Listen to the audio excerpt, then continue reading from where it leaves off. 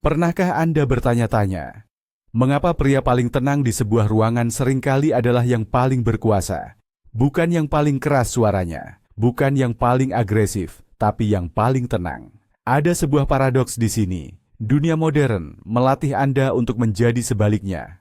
Reaktif, mudah tersinggung, dikuasai oleh notifikasi dan opini orang lain. Kekuatan mental Anda sengaja dibuat rapuh. Karena pria yang rapuh lebih mudah dikendalikan dan lebih mudah menjual sesuatu kepadanya. Hari ini kita akan memberontak melawan sistem itu. Video ini bukan sekadar daftar tips. Ini adalah dekonstruksi dari 5 kebiasaan stoik yang membangun sebuah benteng di dalam pikiran Anda. Sebuah benteng yang tidak bisa ditembus oleh kekacauan eksternal maupun sabotase internal. Ini adalah pengetahuan yang sengaja tidak diajarkan secara luas, karena pria yang benar-benar berdaulat atas pikirannya adalah ancaman bagi status quo. Sebelum kita mulai, tulis di kolom komentar, "Saya siap." Ini adalah komitmen pertama Anda pada proses ini. Mari kita jujur, musuh terbesar Anda bukanlah atasan Anda, ekonomi yang tidak stabil, atau politik yang kacau. Musuh terbesar Anda ada di antara kedua telinga Anda. Itu adalah pikiran Anda yang tidak terlatih. Pikiran yang bereaksi terhadap setiap provokasi kecil, yang tenggelam dalam kecemasan tentang masa depan yang belum terjadi, dan yang meratapi masa lalu yang tidak bisa diubah. Anda telah diberi nasihat yang salah sepanjang hidup Anda. Ikuti kata hatimu, ekspresikan semua perasaanmu, berpikir positif. Nasihat-nasihat ini adalah plester untuk luka tembak. Itu tidak akan berhasil di dunia nyata yang penuh tekanan. Kaum Stoik kuno memahami ini 2000 tahun yang lalu. Mereka adalah jenderal, kaisar, dan negarawan yang hidup di masa yang jauh lebih brutal daripada kita. Namun mereka memiliki ketenangan dan kejernihan yang kita, dengan semua teknologi dan kenyamanan kita, sangat rindukan. Bagaimana? Karena mereka tidak fokus mengubah dunia di luar, mereka fokus menempa dunia di dalam. Mereka melatih pikiran mereka seperti seorang pandai besi menempa baja, dengan api dan tekanan, hingga menjadi kuat, fleksibel, dan tidak bisa dipatahkan. 5 kebiasaan yang akan kita bahas adalah proses penempaan itu, yang diadaptasi untuk medan perang modern, pikiran Anda. Kebiasaan pertama, praktik ketidaknyamanan sukarela. Ini adalah konsep yang paling disalahpahami. Orang mengira ini tentang menyiksa diri sendiri. Salah. Ini adalah tentang vaksinasi jiwa. Bayangkan sebuah vaksin. Vaksin tidak bekerja dengan membungkus Anda dalam gelembung steril. Sebaliknya, ia memperkenalkan versi lemah dari patogen, sehingga sistem kekebalan tubuh Anda belajar cara melawannya. Ketika virus yang sebenarnya datang, tubuh Anda sudah siap. Ketidaknyamanan sukarela bekerja dengan cara yang sama untuk pikiran Anda. Dengan sengaja dan secara teratur memperkenalkan dosis kecil kesulitan, seperti mandi air dingin, puasa, atau tidur di lantai sesekali. Anda melatih sistem saraf Anda untuk tidak panik saat menghadapi kesulitan nyata. Anda memperluas jendela toleransi Anda. Pria modern telah menjadi sangat lunak. Kita panik ketika wifi lambat atau kopi kita tidak sempurna. Kita telah mengkondisikan diri kita untuk membutuhkan kenyamanan konstan. Stoik membalikan ini. Dia secara aktif mencari ketidaknyamanan kecil untuk membangun kekebalan terhadap penderitaan besar. Mengapa praktik ini sangat kuat? Karena ia memutuskan hubungan antara ketidaknyamanan dan penderitaan. Bagi kebanyakan orang, kedua hal ini adalah sama. Jika mereka merasa tidak nyaman, mereka menderita.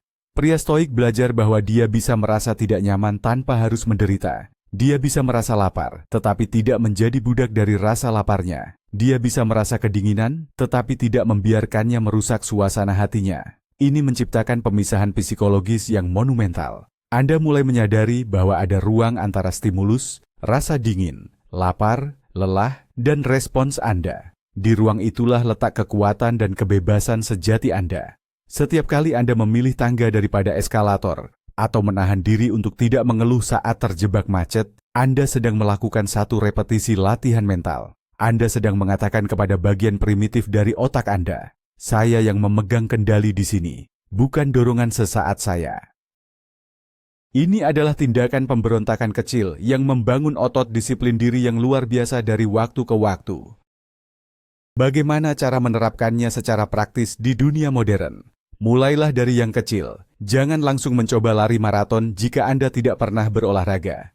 Pilih satu hal. Mungkin minggu ini, Anda akan mandi air dingin selama 30 detik setiap pagi. Fokus bukan pada sensasi dinginnya, tetapi pada tindakan memilih untuk melakukan sesuatu yang sulit. Rasakan keinginan untuk berhenti, amati, dan tetap lakukan. Minggu depan, mungkin Anda mencoba puasa intermiten, melewatkan sarapan, dan hanya minum air putih sampai siang. Atau mungkin Anda sengaja meninggalkan ponsel Anda di ruangan lain selama 2 jam. Kuncinya adalah kesengajaan. Anda memilih kesulitan ini. Ini bukan sesuatu yang menimpa Anda. Tindakan memilih ini mengubah Anda dari korban menjadi agen. Ini adalah cara paling efektif untuk membuktikan kepada diri sendiri, pada tingkat seluler, bahwa Anda lebih kuat dari kenyamanan Anda. Anda membangun bukti nyata bahwa Anda dapat menanggung kesulitan. Bukti ini menjadi fondasi kepercayaan diri yang tidak bisa digoyahkan oleh opini orang lain.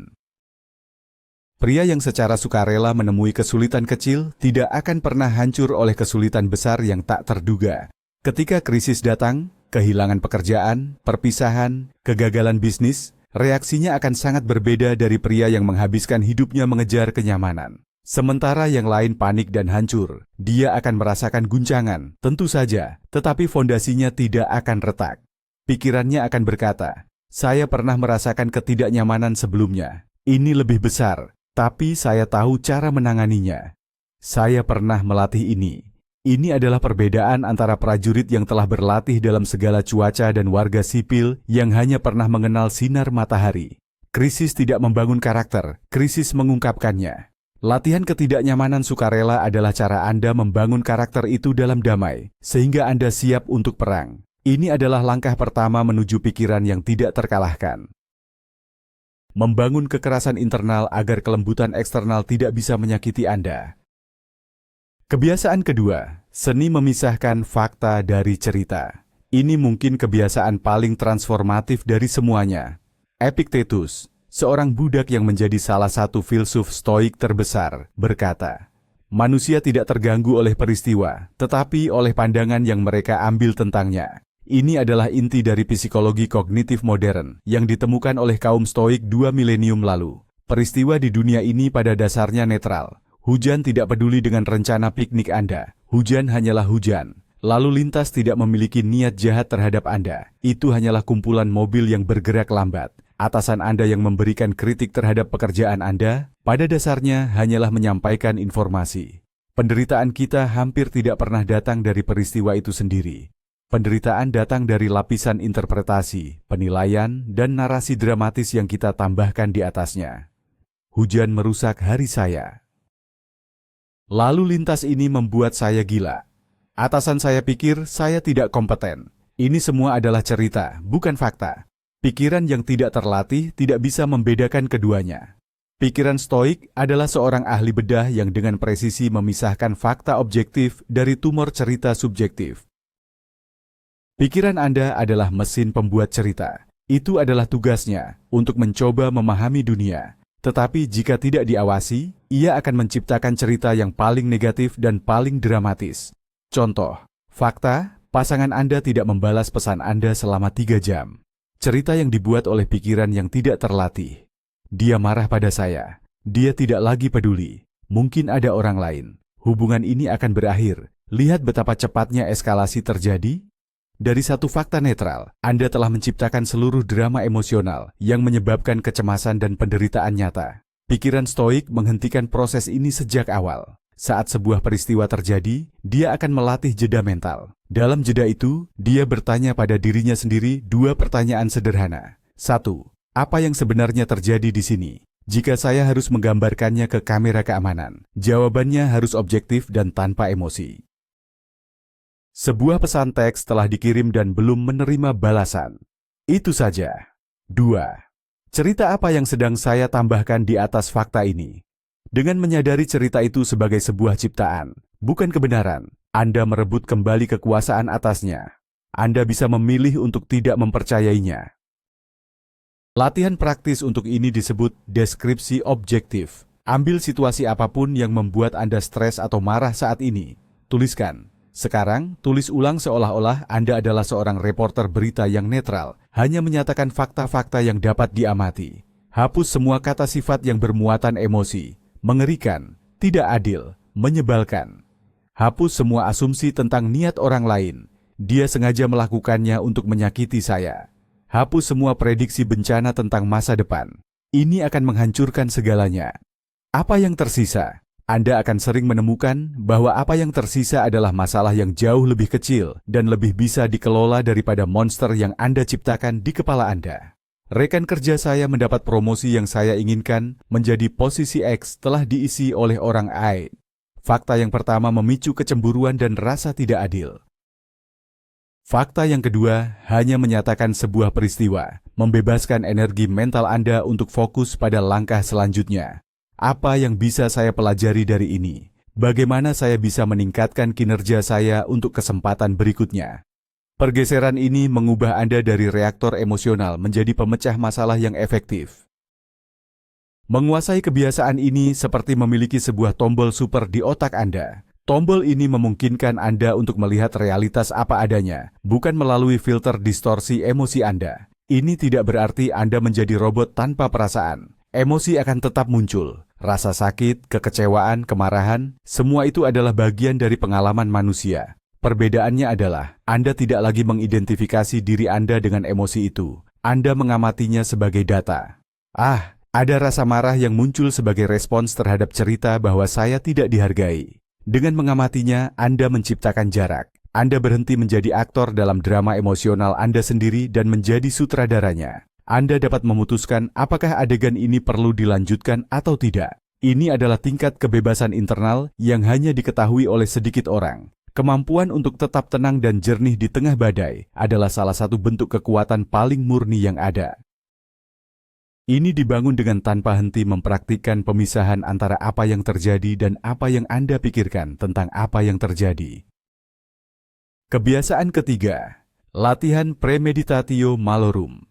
Ini adalah kebiasaan yang paling berlawanan dengan intuisi budaya modern kita yang terobsesi dengan pemikiran positif.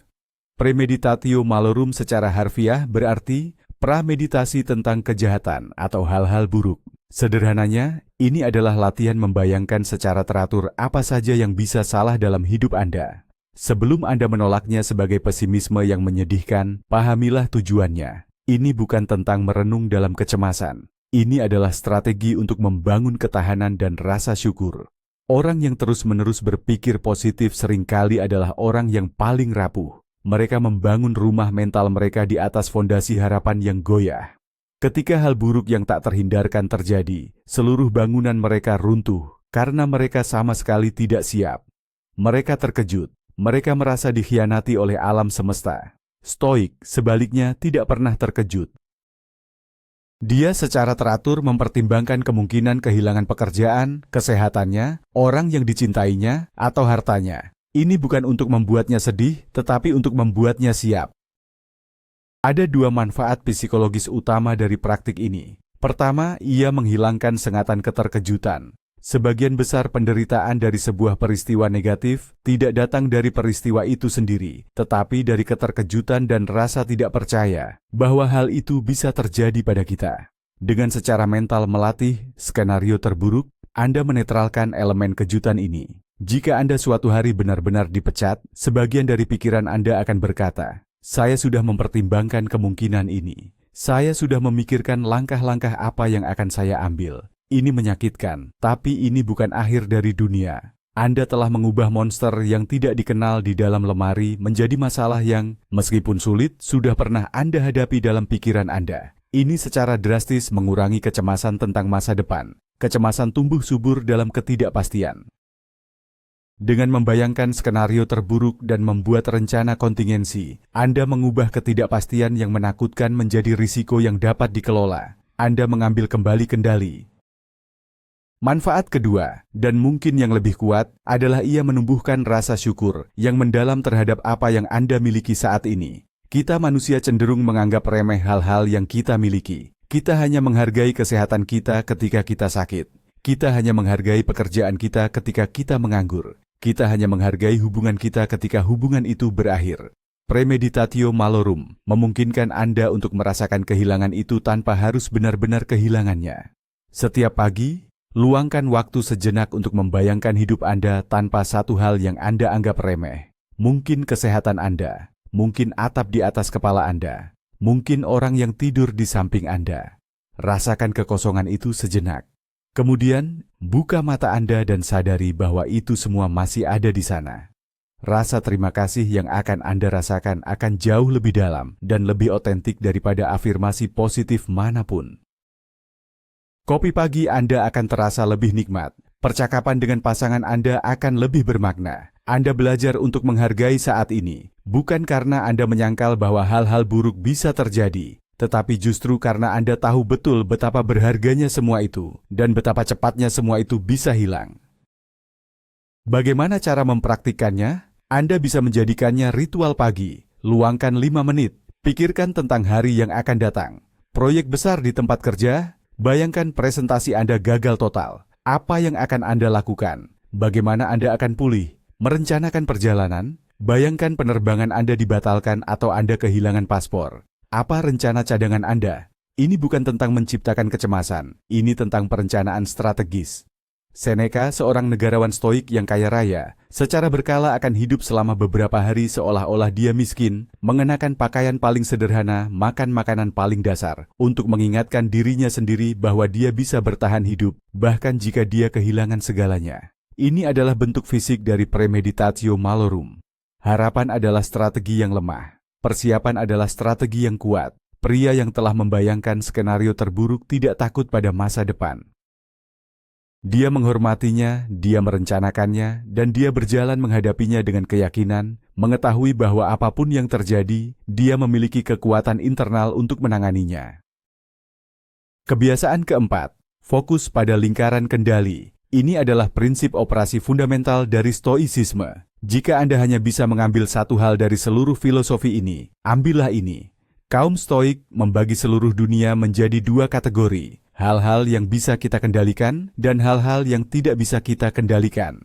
99% kecemasan, frustrasi, dan penderitaan manusia berasal dari satu kesalahan sederhana, mencoba mengendalikan hal-hal yang berada di luar kendali kita, sambil mengabaikan hal-hal yang sepenuhnya berada dalam kendali kita. Ini adalah resep pasti untuk kesengsaraan. Apa saja yang berada di luar kendali Anda? Hampir semuanya. Cuaca, ekonomi, pasar saham, lalu lintas.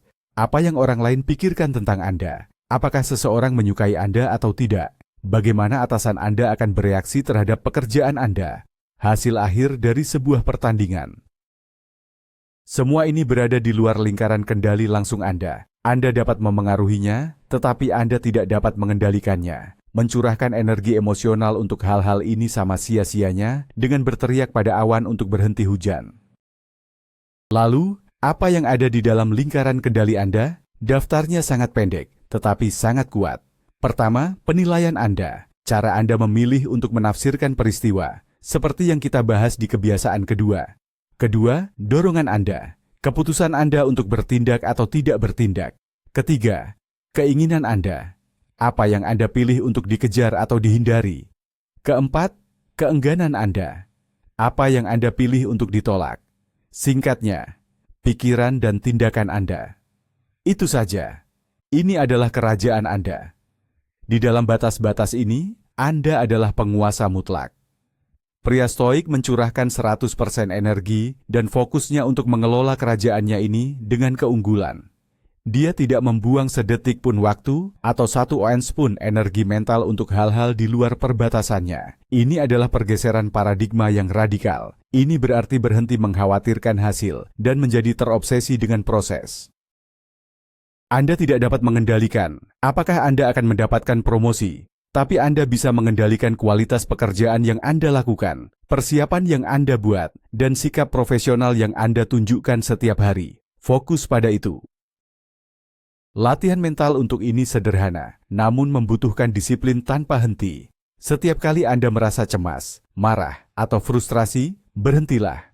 Tanyakan pada diri sendiri, aspek mana dari situasi ini yang berada di dalam kendali saya, dan aspek mana yang tidak. Ambil selembar kertas dan buat 2 kolom. Tuliskan. Anda akan terkejut betapa banyak sumber stres Anda berada di kolom tidak terkendali. Setelah Anda mengidentifikasinya, langkah selanjutnya adalah secara sadar melepaskannya. Ucapkan pada diri sendiri, ini di luar kendali saya Saya akan menerimanya sebagai fakta dan tidak akan membuang energi lagi untuk itu.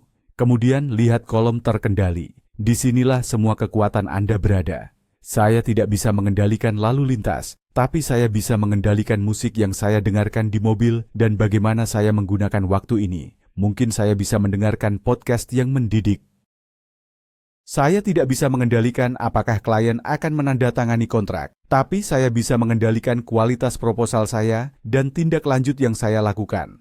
Ini adalah permainan mengubah fokus dari ketidakberdayaan menjadi agensi. Menginternalisasi kebiasaan ini akan memberi Anda ketenangan yang luar biasa. Anda akan menjadi lebih efektif dalam segala hal yang Anda lakukan, karena semua energi Anda terfokus pada hal-hal yang benar-benar dapat Anda ubah. Anda berhenti menjadi daun yang tertiup angin nasib, dan menjadi kapten kapal yang, meskipun tidak dapat mengendalikan badai, dapat dengan ahli mengendalikan layar dan kemudi. Anda menerima dunia apa adanya, bukan seperti yang Anda inginkan. Ini bukan kepasrahan yang pasif. Ini adalah penerimaan yang strategis. Ini adalah pemahaman yang mendalam tentang di mana harus mengerahkan kekuatan dan di mana harus berlatih menahan diri. Pria yang memahami dikotomi kendali ini tidak mudah frustrasi. Dia tidak mengeluh, dia tidak menyalahkan orang lain. Dia hanya melihat situasi, mengidentifikasi area pengaruhnya, dan bertindak dengan tujuan. Dia adalah pusat ketenangan di tengah badai, karena dia tahu persis di mana batas-batas kerajaannya, dan dia tidak pernah mencoba berperang di luar wilayahnya.